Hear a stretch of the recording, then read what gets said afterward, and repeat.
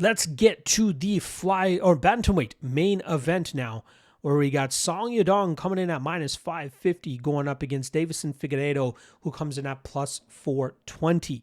Now, starting off on the Yadong side of things, I think we are starting to see the ceiling of where he can get to in the bantamweight division, especially over his last 5 fights.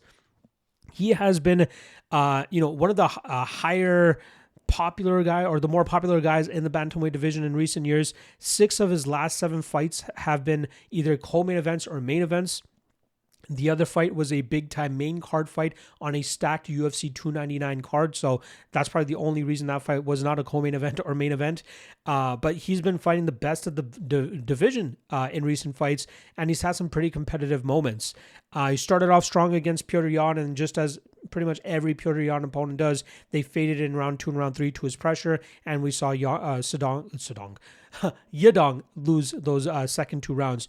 The Henry Cejudo fight played out a little bit more competitive than I expected it to, but I thought it was clear momentum was really starting to swing in Song's favor, hence why Cejudo ended up quitting, and then we got that technical decision win for Song.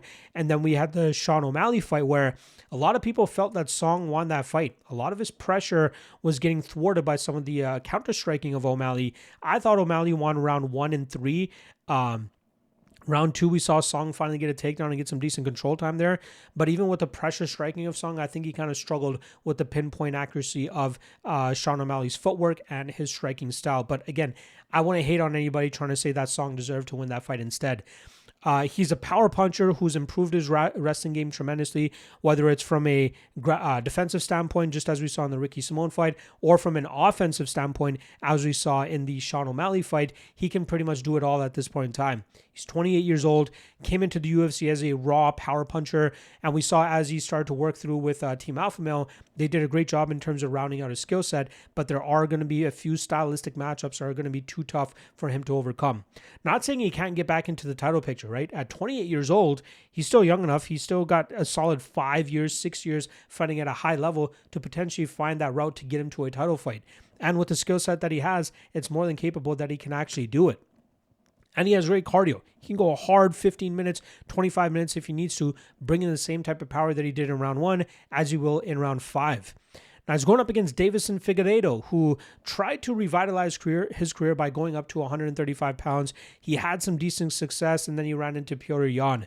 Then after that, got finished by Corey Sandhagen in that weird scrambling jiu-jitsu position. He was able to pull off a big upset victory over Montel Jackson, but I really think that was one of those fights where Jackson kind of lost the fight rather than Figueiredo actually won it, if you know what I mean. And then last time around, we saw him coming as a massive, I think it was like a plus 900 underdog to Umar Nurmagomedov, and we saw Nurmagomedov pretty much have his way with Figueiredo. Now, Figueiredo, similar to Song Yadong, was more so of a headhunter, power puncher, looking to knock his opponents out as quickly as possible. But as he got into the bantamweight division, he started to lean more so on his wrestling and his grappling and his jiu-jitsu game to try to stifle opponents on the ground. He throws big heat in his punches still and his kicks, but it's all with the point of trying to get fights to the ground and then trying to get some control time there where he can dictate the pace. He doesn't have to gas himself out. He can catch his breath on the ground a little bit more. And that's why I don't think we see him throw a lot of power either, a lot of volume with his power because he's trying to conserve his gas tank as much as he can. You know, I got to be honest, I'm very surprised that he ended up going the full 5 rounds against Petr Yan, as I thought Yan was really going to cook him in the second, third, and fourth rounds, but Figueiredo somehow made it to the final round and still throwing with some decent volume of his own. But power punching, grappling, that's kind of the game for Figueiredo at this stage of his career, and he's 38 years old, which is usually not the best age for a guy in the bantamweight division. Now, when you see Yadong as a minus 550 favorite, it makes sense, right? He's the younger, faster, more powerful guy. His grappling is good enough to halt Figueiredo from getting to dominant positions and controlling those spots.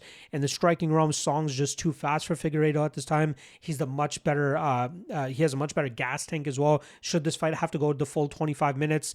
Going into this, I really expected to fade Figueiredo inside the distance. I thought we would see Song get the knockout, but I can't help but think about that Petr Yan fight where Figueiredo was, maybe not competitive, but still in the fight good enough so that he didn't get finished by Yan. And I think that's a similar thing that's going to happen here with Song. So I really think we see Song keep the pressure on Figueiredo outland him, maybe out wrestle him. I wouldn't be surprised to see Song look to get to takedowns here. I'd be wary of maybe some calf kicks from Figueiredo. That could be a path to success for him here. But I think for the most part, we're going to see Song really just touch up Figueiredo, outland him, outstrike him, outpoint him. And I think we see Song win this fight on the scorecards. And I don't mind the chalky price tag on him either.